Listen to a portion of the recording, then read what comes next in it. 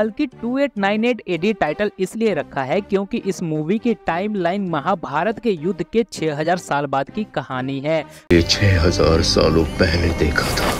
पुराणों में महाभारत के युद्ध का समय 3102 BC है। जब आप 6000 में से 2898 माइनस करते हो तो आपको 3102 मिलता है।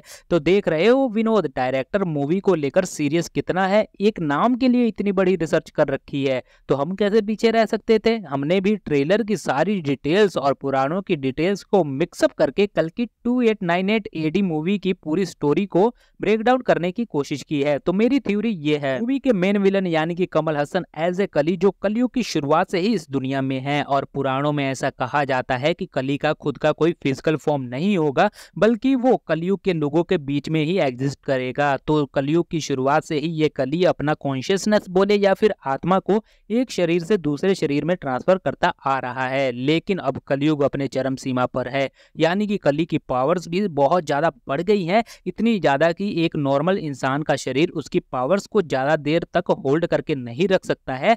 कली की शैतानी शक्तियां एक नॉर्मल इंसान के शरीर को या तो समय से पहले बूढ़ा कर देती होंगी या फिर उसे बुरी तरह डैमेज कर देती होंगी। और ट्रेलर के अंदर हम कमल हसन एज ए कल्कि की बॉडी देख ही सकते हैं, जो कि बूढ़ा हो चुका है और बुरी तरह डैमेज है। इसने अपने पर बहुत सारे एक्सपेरिमेंट करे होंगे, स्टिल ये कामयाब नहीं हुआ होगा। फिर इसके दिमाग में या तो कोई आइडिया आया होगा या फिर किसी साइंटिस्ट ने बताया होगा। इन्होंने एक लैब बनाई जहां पर बच्चियों को छोटे में ही उठाकर उन्हें साइंस और मंत्रों के दम पर ताकतवर बच्चों को पैदा करने के लिए एक्सपेरिमेंट चालू कर दिया होगा।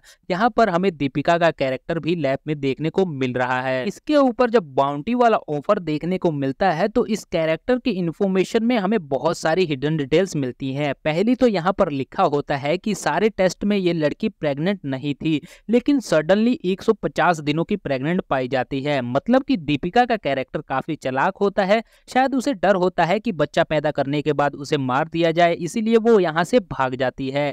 खैर, यहाँ दूसरी अहम डिटेल इसका नाम है सम 18, और मैंने अपनी पिछली वीडियो में बताया ही था कि पुराणों में कल्कि को जन्म देने वाली का नाम समति है, जो कि काफी मेल खाता है सम 80 से। तो जब इसके प्रेग्नेंट रिपोर्ट में कॉम्प्लेक्स वालों को बच्चे की पावर्स और उसके शरीर के बारे में इंफॉर्मेशन यानी कि डिटेलिंग मिलती होगी, तो वो कल्कि के पास जाते होंगे। कली बच्चे की मेडिकल रिपोर्ट सुनता होगा तो उसे आभास हो जाता होगा कि ये बच्चा और कोई नहीं बल्कि विष्णु का 10वां अवतार कल्कि ही होगा। लेकिन कली चाहता है कि कलयुग हमेशा बना रहे, इसीलिए उस व्यक्ति को मार देना चाहिए जो कलयुग के अंत का कारण बनेगा।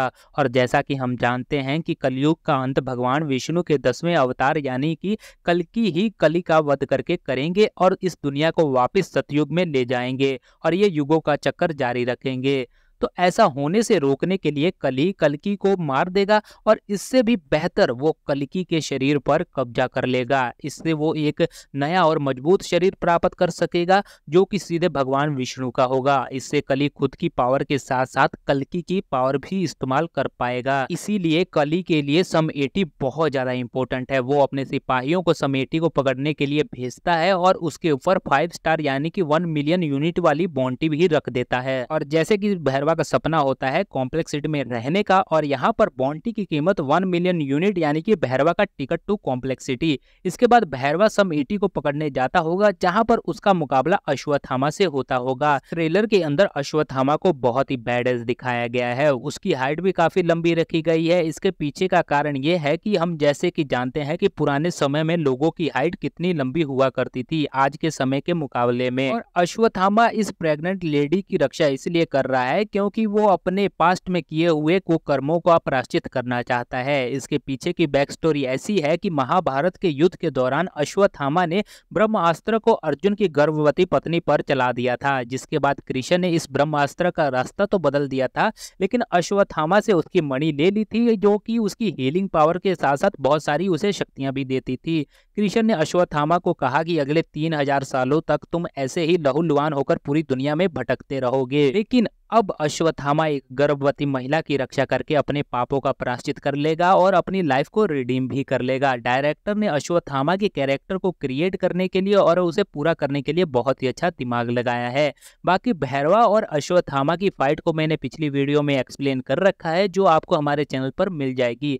अश्वत्थामा को ये मणि कहाँ से मिलती है ये हम नेक्स्ट वीडियो में डिस्कस करेंगे। तब तक के लिए आप इस चैनल को सब्सक्राइब कर लीजिएगा। मिलते हैं अगले वीडियो में, तब तक के लिए जय हिंद, वंदे मातरम।